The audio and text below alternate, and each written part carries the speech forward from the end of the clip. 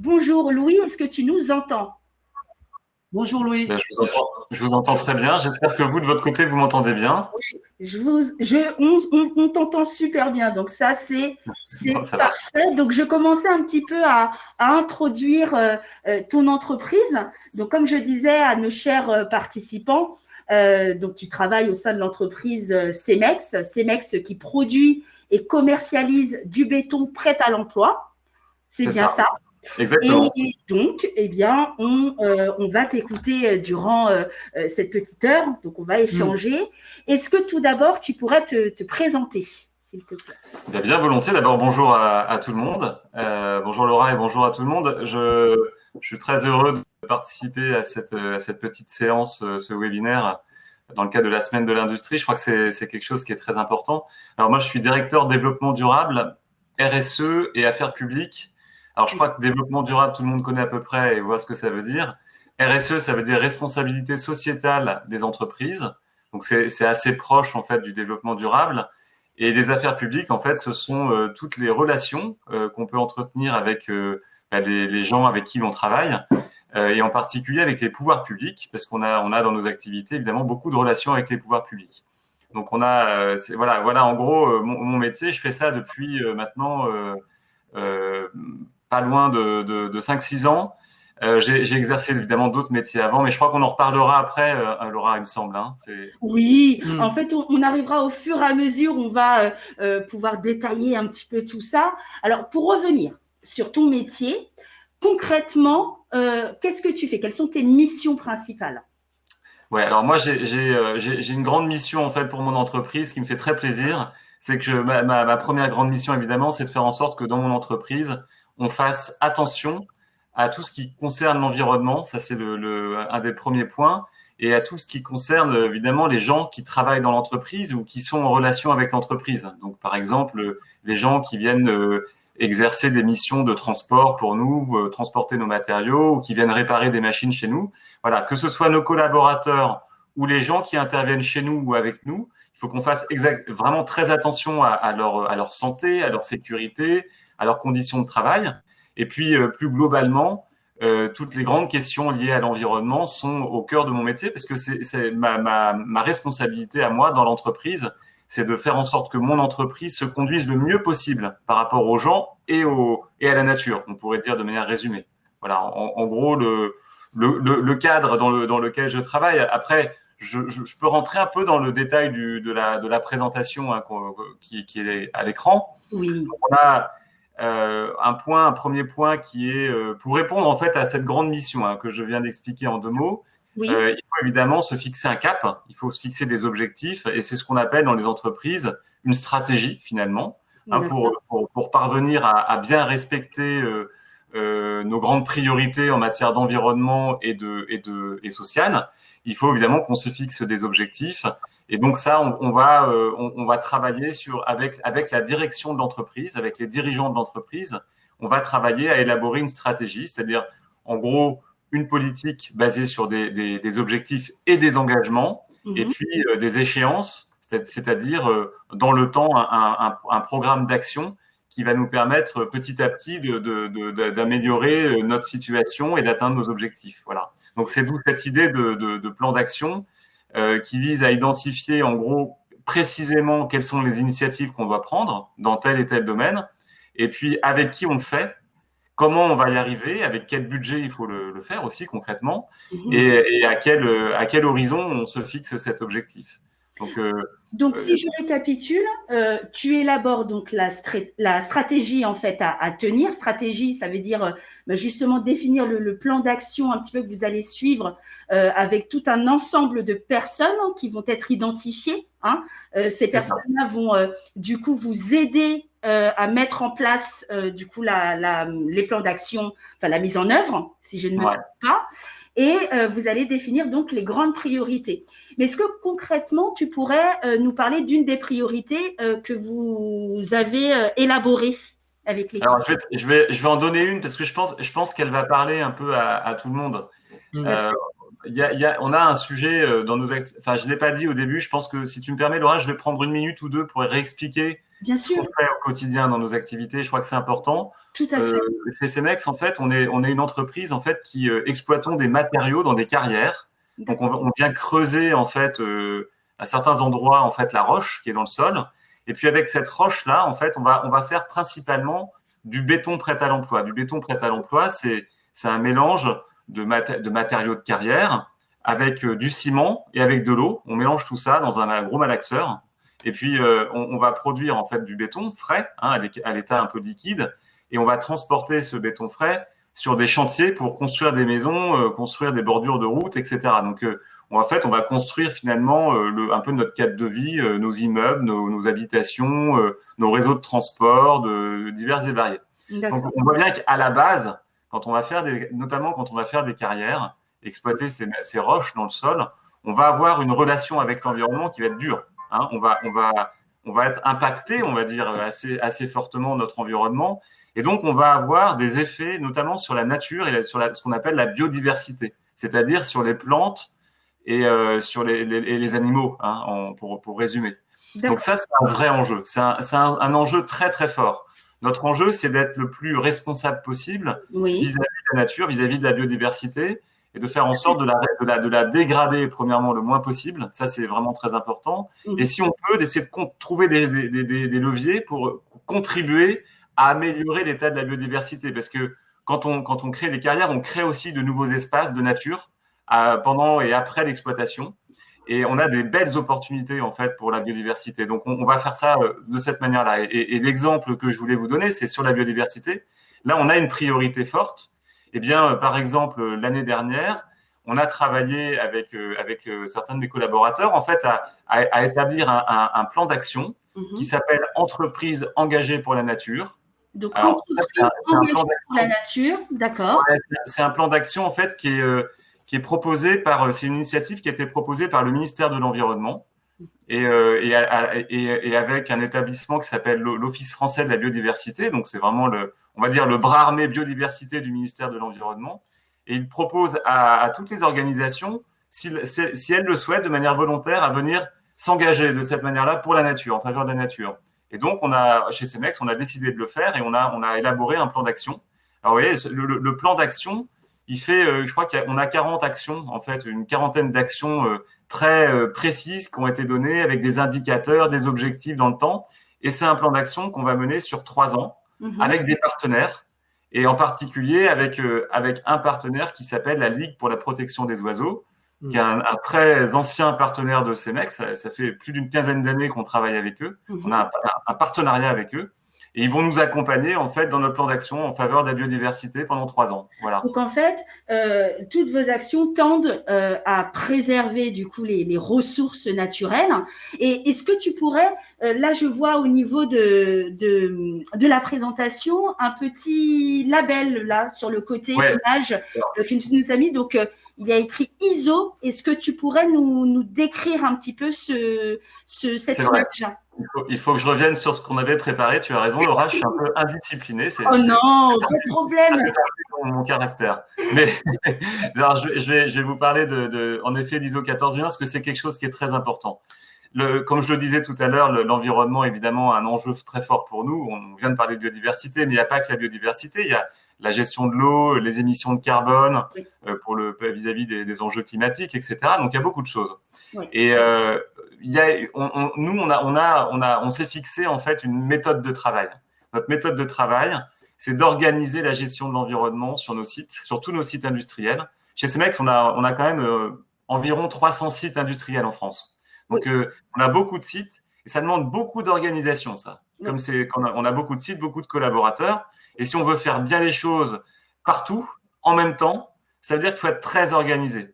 Alors, pour être très organisé, ça veut dire qu'il faut mettre en place ce qu'on appelle des consignes, des procédures, des process, voilà.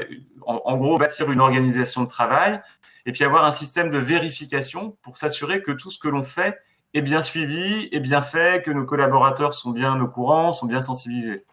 Et après, une fois qu'on a bâti tout ce modèle, toute cette organisation, évidemment, pour être sûr que ça fonctionne bien, il faut demander à des gens qui sont pas dans notre entreprise, qui ont donc un regard objectif sur nous, de venir vérifier si ce que l'on fait finalement correspond bien à ce que l'on veut, ce à quoi on s'est engagé.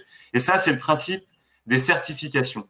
Voilà, on va venir certifier par un organisme, ce qu'on appelle un organisme tiers indépendant, c'est-à-dire, en gros, c'est souvent un bureau d'études ou une organisation extérieure qui va venir chez nous faire des audits, vraiment faire des séries d'audits, se renseigner, regarder nos documents dans le détail, venir s'infiltrer un peu dans notre système et puis nous poser plein de questions à nous au niveau national et puis aussi sur nos sites industriels pour essayer de mesurer notre niveau de performance, nos résultats en matière d'environnement. Et c'est exactement ce que propose cette certification ISO 14001.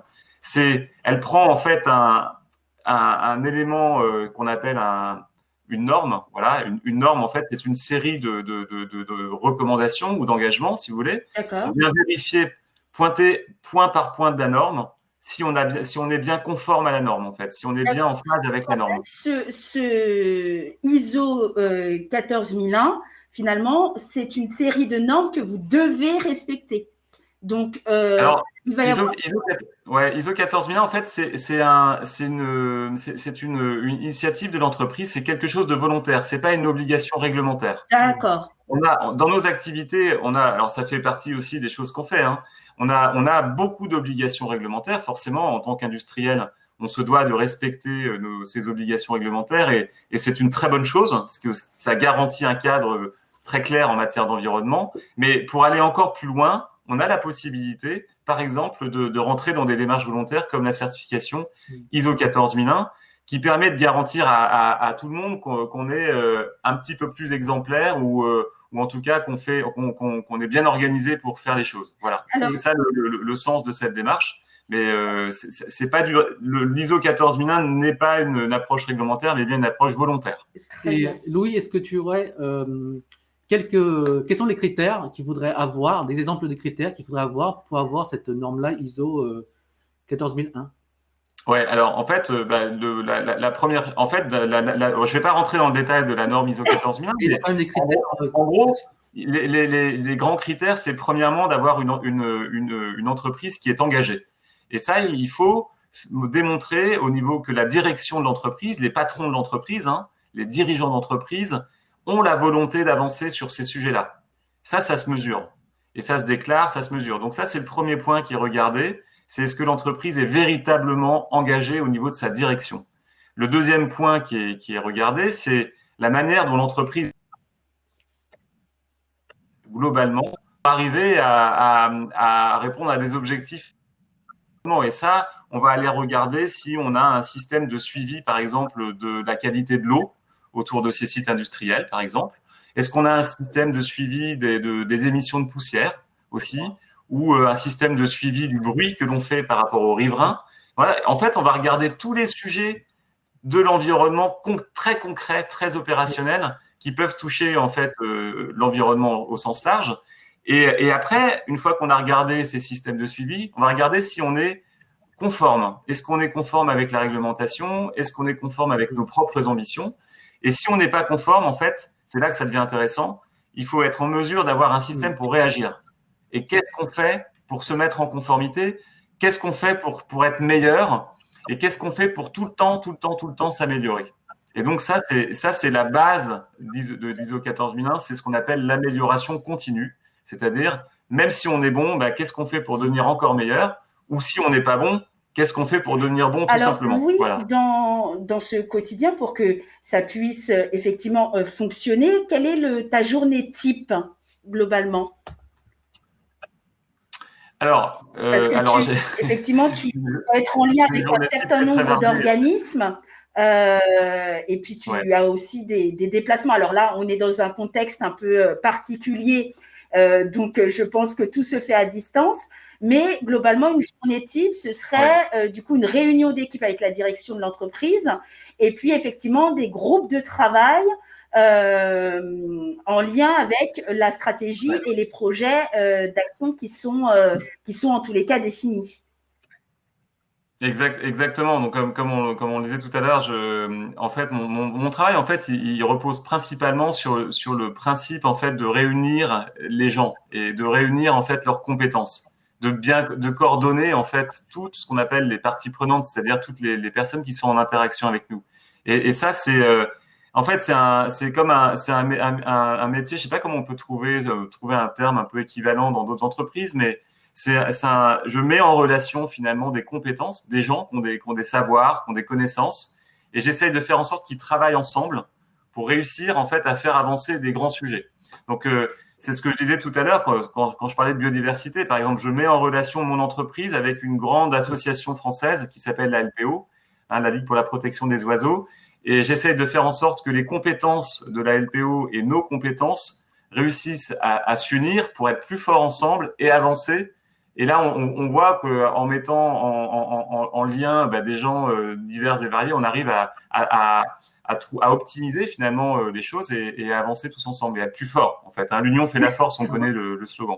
Donc si je reviens sur une journée type, souvent c'est vrai que le matin, j'ai des réunions d'équipe notamment avec la direction de l'entreprise. Alors là, typiquement, on a des comités de direction assez régulièrement parce que le développement durable fait partie évidemment intègre notamment la notion de santé et de sécurité.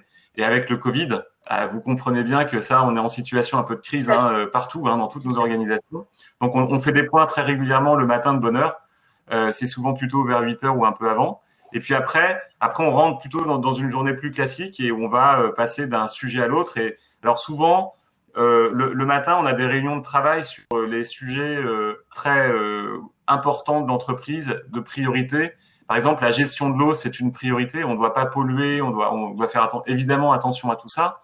Donc, on a tout le temps, en permanence, toutes les semaines, on a des groupes de réflexion qui se réunissent, par exemple, sur la gestion de l'eau pour faire en sorte de régler des problèmes, parce qu'on a tout le temps des problèmes, des machines qui sont défaillantes, des gens qui sont absents. Enfin, voilà, il y a tout le temps des choses à faire, en fait. On s'ennuie jamais. Et donc, le matin, en général, on va être là-dessus sur des choses assez opérationnelles. Et puis après, on va passer. Alors c'est une illustration, mais par exemple l'après-midi sur des sujets un peu plus généraux. Par exemple, ces mecs participent à beaucoup de réunions à l'extérieur et on va intervenir dans un salon. Je sais pas, on va intervenir dans une conférence sur tel ou tel sujet pour apporter notre expérience et enrichir la réflexion générale. Et on peut même aller aussi beaucoup travailler avec d'autres entreprises, des concurrents pourtant, des gens qui sont en compétition avec nous, mais avec lesquels on travaille parce que on souhaite à nouveau s'unir sur des sujets comme ça d'intérêt général avec d'autres entreprises. Et ça se fait dans le cadre de la fédération professionnelle. Ça fait partie aussi des choses qu'on regarde. Oui, on a des réactions là de nos élèves. Donc tout d'abord, il y a Maëline qui nous informe que son père aussi travaille au sein de CEMEX. Donc il est technicien qualité produit. Donc on a des élèves qui connaissent cette entreprise. Voilà. Je salue Maëline alors. C'est super.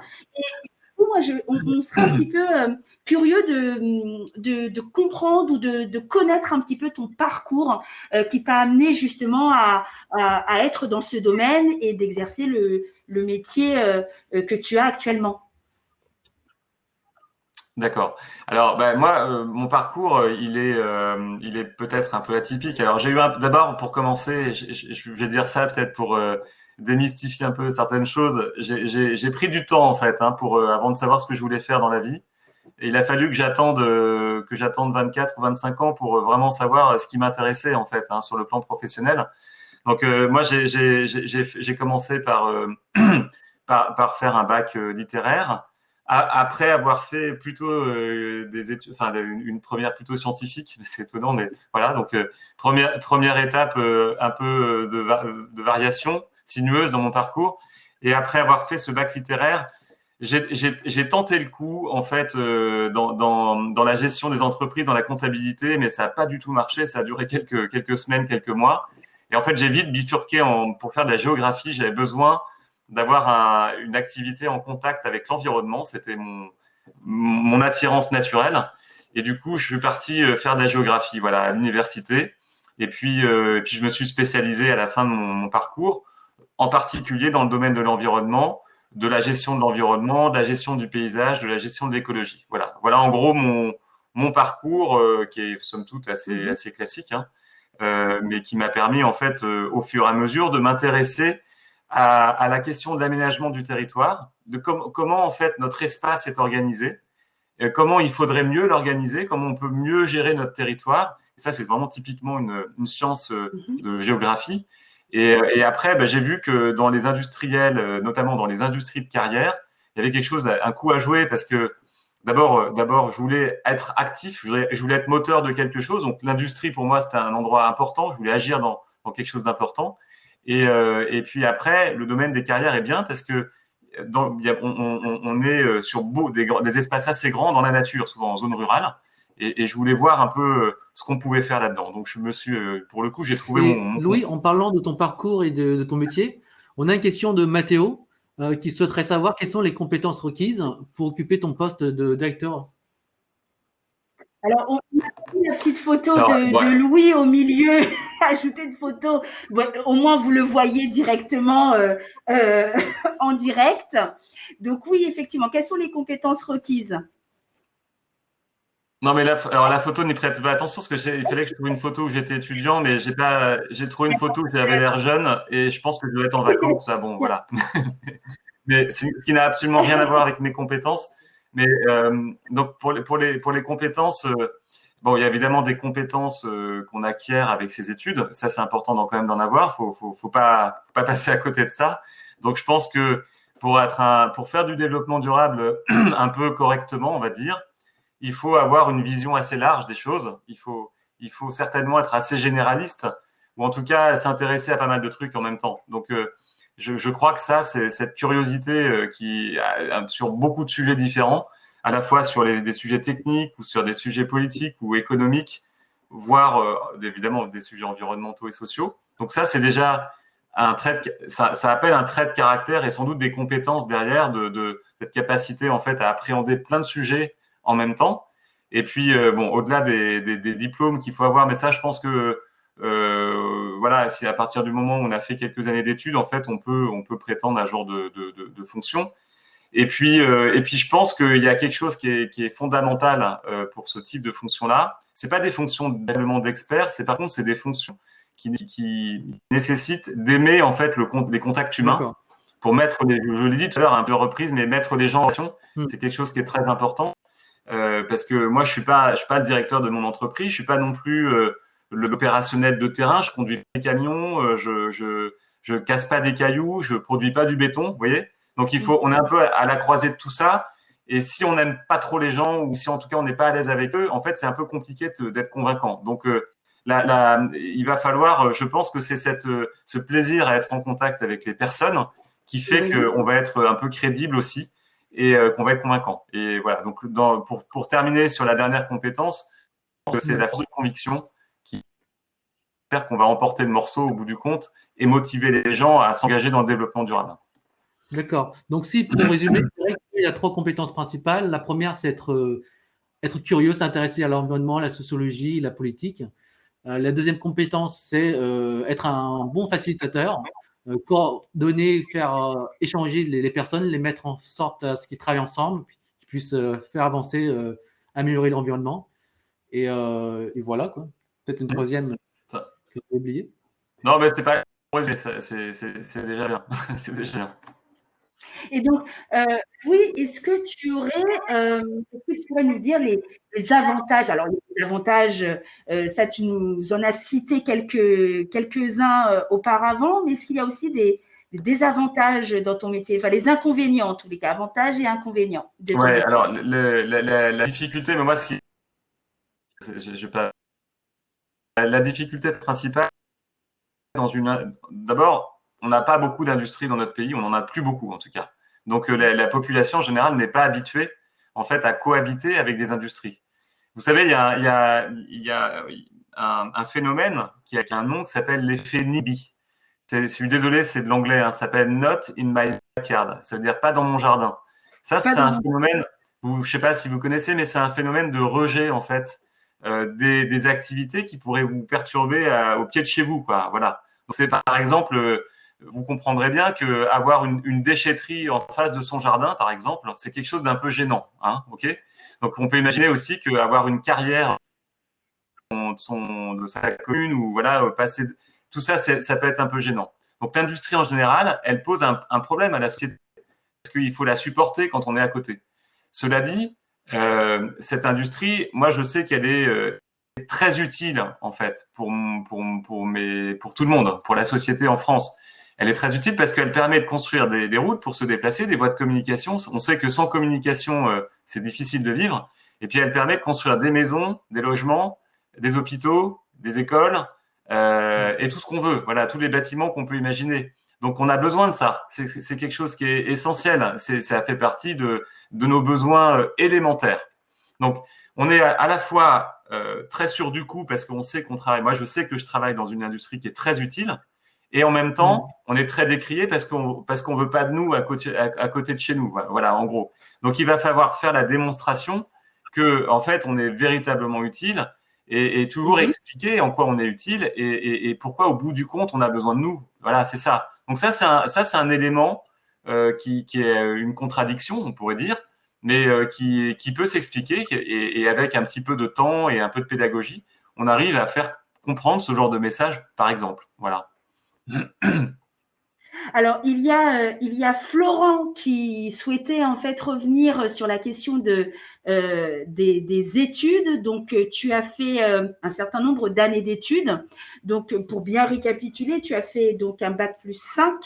Oui, c'est ça. Donc c'est 5 années après le bac et tu as suivi également en parallèle tu as fait une deuxième formation aussi. Donc, on pourrait dire que tu as eu deux masters, n'est-ce pas? Ouais, c'est ça. Alors, ça, c'est parce que j'étais indécis, parce que j'étais pas très mature et parce que j'avais du mal à me lancer dans la vie active. Donc, j'ai fait un deuxième truc. Mais en fait, ce qu'il faut retenir, c'est qu'avec avec un seul, c'est pareil, ça suffit. Il faut arriver à je pense, pour rentrer, être dans la direction du développement de ce qu'il faut. C'est certain. Je pense que quelqu'un qui a des belles qualités, des compétences, tout ce dont on a parlé, aurait fait un petit peu moins d'études, pourrait tout aussi bien y parvenir avec un peu de volonté.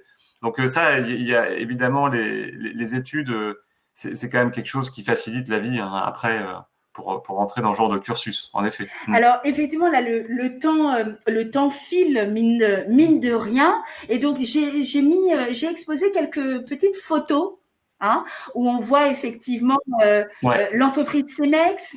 Est-ce que tu pourrais nous expliquer un petit peu ces photos? Oui, alors c'est vraiment une illustration de nos métiers. Alors donc on va dire on va commencer par le haut et la gauche de l'écran et donc en haut à gauche en fait on a une petite équipe là qui apparaît habillée en rouge sur un site industriel qui est une centrale à béton. Donc c'est là où on produit du béton. Donc là derrière on voit les bâtiments de cette petite usine. En gros, il y a 4 personnes qui travaillent sur cette petite usine. C'est pas non plus un truc complètement incroyable avec des centaines de personnes. C'est juste un petit site industriel. Et là, ce qui me plaisait dans cette photo, c'est que on voit la dimension d'abord humaine, d'abord de nos métiers. C'est d'abord des métiers humains et c'est important. Et donc la grande valeur de nos activités, c'est aussi de rassembler des hommes et d'y faire attention. Donc là, y faire attention, on voit ils sont bien équipés, les gars. Ils sont équipés des pieds à la tête avec des chaussures de sécurité, des gants, des habits haute visibilité, un casque, des lunettes, etc. Donc voilà, la préservation de leur santé, de leur sécurité, c'est le premier point. Et on les retrouve ensemble, qui marchent dans la même direction. Donc ça me plaît beaucoup. Voilà, c'est parce qu'on voit qu'ils suivent un cap commun. Après, juste en dessous, en fait, on a une photo avec des stocks de matériaux. Donc ça, c'est des stocks de granulats, ce qu'on appelle des granulats, des matériaux différents, de différents types. Et ça, c'est ce qu'on trouve. C'est des produits qui viennent de nos carrières. Donc si on continue vers la droite, on remonte en haut avec un joli camion bleu, blanc, rouge. Donc ça, c'est un camion. Je te coupe une petite seconde, mais pour rappel, l'entreprise Cemex, alors il y a plusieurs sites, mais la base mère, elle est située où? Alors la base de l'entreprise Cemex, elle est située au Mexique. La maison mère est au Mexique. En fait, Cemex, c'est une entreprise, un groupe international qui a racheté une entreprise qui était à l'origine française. Et du coup, l'organisation de Cemex en France est une entreprise française, en fait. Voilà. Après, l'actionnaire de cette entreprise a changé, mais ça ne change pas vraiment les gens, on va dire. Ça n'a pas vraiment changé les personnes et puis la mentalité de l'entreprise. Alors, il se trouve que cette entreprise, en effet, elle a des couleurs, en fait. Elle a un logo, elle a des couleurs et les couleurs de Cemex, bah, c'est bleu, blanc, rouge. Donc, ça tombe bien en France. Hein. C'est bien tombé comme ça. Chance. Donc, on a ces camions toupies, là, qui sont en haut. Et ce sont des camions qui permettent de transporter le béton depuis les petites usines de production de béton jusqu'au chantier. Voilà, donc c'est un camion, tout le monde connaît ça. Hein, on les voit, on les croise dans la rue, etc. Ils ont la petite toupie derrière qui tourne pour malaxer le béton et qui faire en sorte qu'il attende d'être sur le chantier pour se solidifier. Une image qui me paraissait importante aussi, c'est cet oiseau là qui est en bas, qui est un très très bel oiseau. Cet oiseau, c'est un guêpier d'Europe. Hein. Et le guêpier d'Europe, en fait, c'est une espèce protégée qui a un grand intérêt en fait pour l'écologie et qui aime venir sur nos carrières, qui aime venir nicher en fait, se reproduire sur nos carrières. Donc je parlais tout à l'heure de biodiversité. Parfois on embête la biodiversité, bien entendu, mais parfois aussi on lui donne un coup de main. Et je pense que sur un certain nombre d'espèces comme ce joli guêpier d'Europe, en fait, on peut lui donner un coup de main. Voilà, une petite illustration. Après, si on remonte sur la partie haute, au milieu, on voit en fait une image. Alors ça c'était à Paris.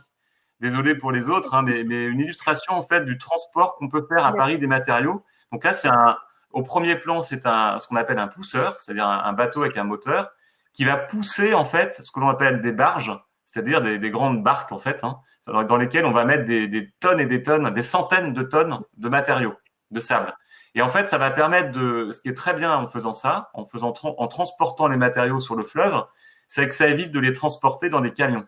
Sachant que les camions, ils roulent avec du diesel. Quand on roule sur une route, on crée des risques d'accidents, etc. On fait du bruit, de la pollution. Donc, en transportant par le fleuve, par la voie d'eau, en fait, on réduit son impact environnemental. Donc ça, c'était aussi une illustration que je voulais donner, qui me plaît beaucoup parce que notamment à Paris ou sur le bassin de la Seine, on arrive à faire beaucoup de transport par la voie d'eau et donc à respecter un peu plus le cadre de vie des gens qui habitent en ville. Voilà. Après, on a quelques images. Donc, en haut à droite, un gros camion qui vient transporter des matériaux directement depuis la carrière. Donc ça, c'est pour montrer un peu la brutalité de nos métiers et la nécessité du coup d'apporter face à cette brutalité des garde-fous, hein, des réponses sur les émissions de poussière. Là, on voit qu'il y a un peu de poussière derrière la roue du camion. Donc tout ça, il faut le maîtriser, faire en sorte que ça se passe le mieux possible. Et puis je terminerai par la photo qui est en bas à droite, je crois que ça s'appelle l'Arbre Blanc en fait. C'est le grand immeuble qui a été construit avec du béton. Donc on a livré en fait ces bétons. C'est des bétons très beaux qui sont tout blancs, qui sont très performants sur le plan de l'architecture et qui permettent de faire des ouvrages un peu comme les architectes les voient, c'est-à-dire délirant. Un peu fou. Et là, on a cet exemple de l'Arbre Blanc. Je crois que c'est un ouvrage qui a été bâti à Montpellier et qui est bon. Alors, je porte pas de jugement sur la beauté de l'ouvrage. Chacun y verra quelque chose de beau ou pas. Mais en tout cas, c'est très intéressant parce qu'avec nos matériaux, avec le béton, on peut faire un peu ce qu'on veut. Voilà. Et y compris des choses qui ont quelque chose d'esthétique, de ce qui est quand même très important pour notre cadre de vie. Je joins deux questions. La première, c'est où se trouvent les carrières en France? Est-ce qu'il y a des régions où il y a plus de matériaux dans cette région-là? Et la deuxième question, c'est où se trouvent les usines? Alors, en général, je vais sortir de Cemex parce que c'est une question plus générale hein, que Cemex. C'est où sont les carrières en France? Donc, en général, on a une trentaine de carrières dans chaque département en France. Voilà. En fait, ça fait un vrai maillage. Hein, c'est un vrai réseau de carrières. Alors, chez Cemex, on en a quelques-unes, mais peu importe. Mais il y a une trentaine de carrières dans chaque département et dans tous les départements. En fait, il y a des carrières partout. Souvent, on les voit pas beaucoup, et tant mieux. Mais il y en a partout parce que ça permet d'assurer en fait une grande proximité entre la carrière et les usines et les chantiers. Et vous voyez la distance moyenne de transport entre une carrière et un chantier pour construire une route, etc. C'est 30 à 40 km. Ouais, donc c'est une grande proximité qui permet de réduire en fait les distances de transport. Il n'y a pas beaucoup d'autres industries qui livrent leurs produits aussi proches. Hein. C'est vraiment très très unique. Et après pour la partie, pour répondre à la partie béton, il y a encore plus de proximité avec le béton parce que le béton en moyenne il est livré plutôt à une quinzaine de kilomètres en fait hein, des usines. Donc il y a beaucoup de centrales à béton en France. Chez Cemex on a plus de 200 plus de 200 centrales à béton pour livrer nos clients. Il y en a un peu partout autour des villes. Hein. Il y en a, je sais pas, je dirais sur une ville moyenne, comme prenons par exemple l'exemple de Toulouse. Je pense qu'il y a bien une cinquantaine de centrales à béton autour de Toulouse pour livrer les matériaux. Voilà. Alors, comme tu disais, Louis, tu parlais de ton parcours et puis des compétences requises, en tout cas pour déjà travailler dans le domaine et peut-être aussi faire le même métier que toi. Est-ce que tu aurais des conseils à donner à nos élèves hein, qui seraient intéressés?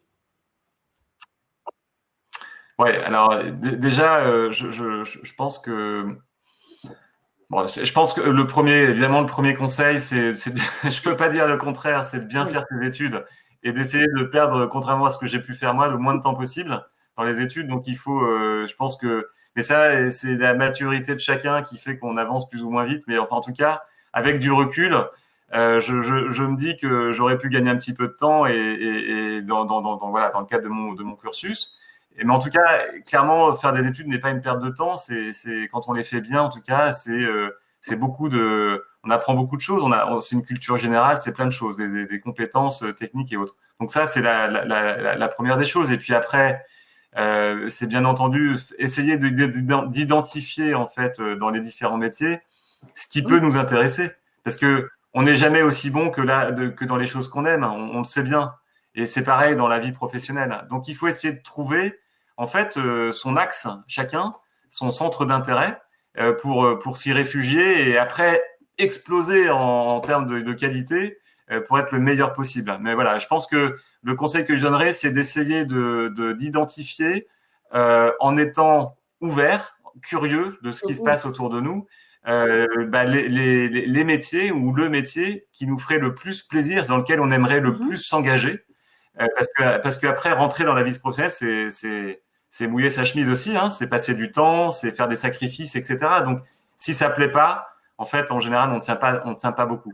Voilà, donc je pense que c'est la première chose à faire, c'est identifier ce que l'on va aimer évidemment pour s'investir le mieux possible derrière. Louis, nous avons une question du collège Gaston Flamand qui demande combien de salariés il y a chez Cemex, peut-être le nombre de salariés en France et dans le monde. Alors, en France, chez Cemex, on est un petit peu moins de 2000 collaborateurs. Je crois qu'on doit être 1880 collaborateurs en France. Donc, répartis sur, je le disais tout à l'heure, sur 300 sites. 300 petits sites, hein, du coup, hein, c'est un étalement qui est assez important. Et chez Cemex, au niveau du groupe, à l'international, enfin, globalement dans le monde, je crois qu'on doit être 42 000 collaborateurs, il me semble. Je crois que c'est ça à peu près les chiffres, les derniers chiffres, voilà. Donc 42 000 collaborateurs répartis effectivement sur à peu près 330 sites. Alors non, c'est 42 000 collaborateurs dans le monde et un peu moins de 2 000 en France, répartis sur 300 sites. Les 42 000 qu'il y a dans le monde entier, en fait, ils sont répartis sur beaucoup plus que 300 sites. Ils sont répartis dans de nombreux sites industriels sur les 5 continents. Alors évidemment, Cemex étant une entreprise mexicaine, on est très présent en Amérique du Sud, en Amérique centrale et aussi en Amérique du Nord, mais aussi un petit peu en Afrique du Nord, un petit peu en Asie, un petit peu et pas mal en Europe. D'accord. Voilà. Donc globalement, dans ce que tu nous as tout exposé hein, depuis le début de ce live, parce que nous approchons un petit peu de la fin, hein, malheureusement, est-ce qu'il y a des idées reçues sur le métier que tu exerces? Ah bah, quelques-unes, forcément, mais c'est normal. On en a parlé tout à l'heure, c'était autour de la pollution, mais effectivement.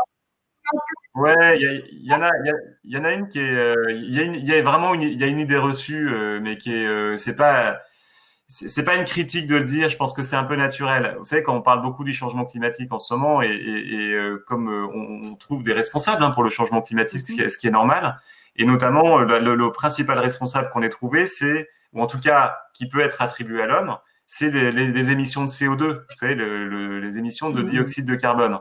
Et il se trouve que nous, pour faire du béton, comme je le disais tout à l'heure, on a besoin de mettre du ciment. Et quand on fabrique du ciment, en fait, très souvent, on va émettre du carbone en quantité importante. Voilà. Donc, nos matériaux, en fait, par le fait que pour les fabriquer, on ait besoin d'émettre un petit peu de CO2 dans l'atmosphère, en fait, ont malheureusement une image qui est dégradée. Vous voyez, comme si on avait une notation sur un contrôle, mais qui est dégradée. On a beau faire tous les efforts dans tous les sens, c'est une image dégradée. Alors, je pense que c'est un peu quelque chose qui ressort de l'idée reçue, parce que c'est souvent la preuve d'un manque de vision précise sur l'ensemble de ce que l'on fait dans un domaine d'activité. Et moi, ce que je remarque, c'est que nos matériaux, ils sont locaux, je l'ai dit à plusieurs reprises, ils sont naturels, hein, ça vient du sous-sol, à côté de chez nous, c'est la carrière. On construit comme ça depuis, je sais pas, 3000, 4000 ans en France. On a toujours construit avec du minéral, hein. Pourquoi? Parce que c'est solide, parce que ça résiste à la pluie, parce que ça pollue pas, parce que ça impacte pas notre santé, etc. Donc nous, on reste dans cette philosophie-là, évidemment en améliorant notre environnement, hein, comme j'ai pu le répéter plusieurs fois, mais voilà, il n'empêche que sous cet effet CO2 lié au ciment, malheureusement, on pâtit d'une image un peu particulière. Et les politiques publiques aujourd'hui, de plus en plus, en fait, nous mettent un peu à mal et seraient presque un peu capables, par exemple, de créer des réglementations qui nous mettent à défaut et qui nous fassent substituer par des solutions qui ne sont pas forcément meilleures sur le plan de l'environnement quand on regarde bien. Donc voilà, ça c'est un exemple d'idées reçues qui nous collent un peu à la peau, mais sur lesquelles on a l'occasion de s'exprimer, on sait se défendre. Voilà, donc c'est comme dans tous les métiers, il faut savoir se défendre. Et comme tout travail mérite salaire, nous avons effectivement quelques demandes, Louis, concernant effectivement ta rémunération. Alors, c'est toujours un petit peu délicat. Alors, c'est une question qui est c'est toujours un peu délicat en France parce que on n'a pas l'habitude dans notre pays, c'est culturel d'exposer son salaire. On est gêné, soit parce qu'on a un trop petit salaire, soit parce qu'on a un trop gros salaire. Alors moi personnellement, je suis ni trop gros ni trop petit. J'ai un très bon salaire et je vis très très bien. Mais je vais pas vous le communiquer eu égard en fait à un devoir de confidentialité que j'ai vis-à-vis de ça et vis-à-vis de mon entreprise. En revanche, ce que je peux vous dire, c'est que quand on travaille dans le développement durable, on va pas gagner sa vie comme quand on travaille dans la finance. Ça, c'est clair et net. C'est pas des métiers qui font s'enrichir. Clairement, c'est des métiers de conviction d'abord. Hein. C'est comme quand on veut être professeur ou comme quand on veut rentrer dans une association de protection de l'environnement. On n'y va pas pour gagner de l'argent, on y va pour ses convictions d'abord. Mais on finit par bien gagner sa vie et voilà. Je pense que puis après, vous savez, il n'y a pas beaucoup de postes de directeur de développement durable. Par contre, il y a plein de postes autour de l'environnement. Il y a des postes sur l'eau, sur les déchets, sur le recyclage, sur plein de choses comme ça. Et chacun y trouvera son compte. Après, c'est des postes qui sont parfois ouverts à des ingénieurs. Donc, c'est encore d'autres types de métiers parce qu'ils sont très techniques. Et puis d'autres qui sont ouverts plutôt à des généralistes, etc. Des juristes aussi, un droit de l'environnement à le vent en poupe.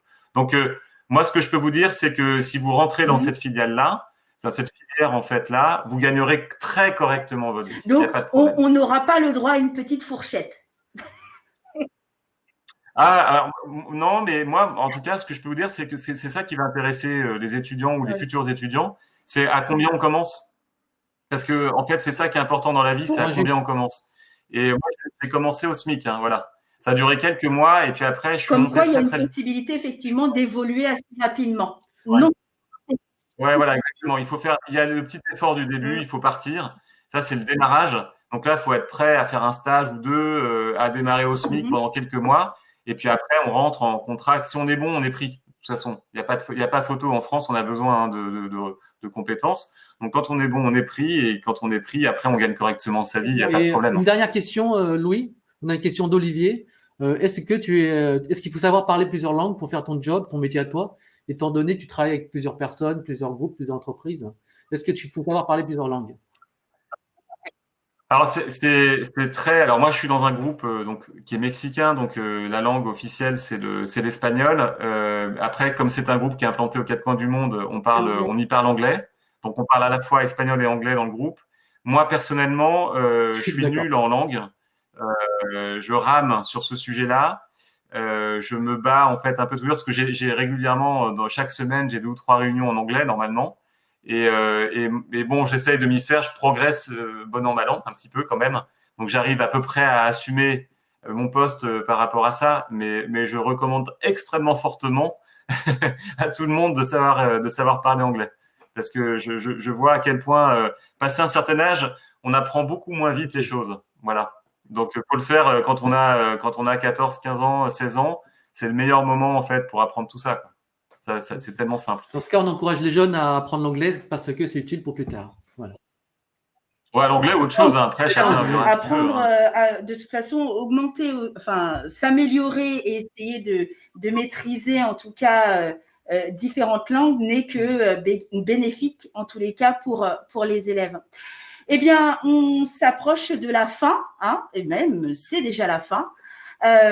Louis, nous te remercions pour cet échange fort intéressant. Merci beaucoup. Assez riche. Nous espérons effectivement peut-être te revoir sur un autre live.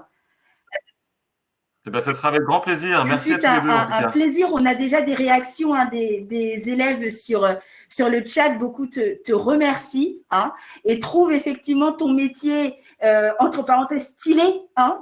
Donc, ah bah oui, c'est stylé, c'est ce que me disent mes enfants. Ouais. Et c'est l'important. Quant à nous, effectivement, nous allons nous retrouver par la suite pour un atelier autour des clichés, des stéréotypes. Et puis, nous aurons l'occasion de faire une petite synthèse de la matinée. À nouveau, merci Louis. Et à bientôt. Merci beaucoup Louis. Merci. Au revoir.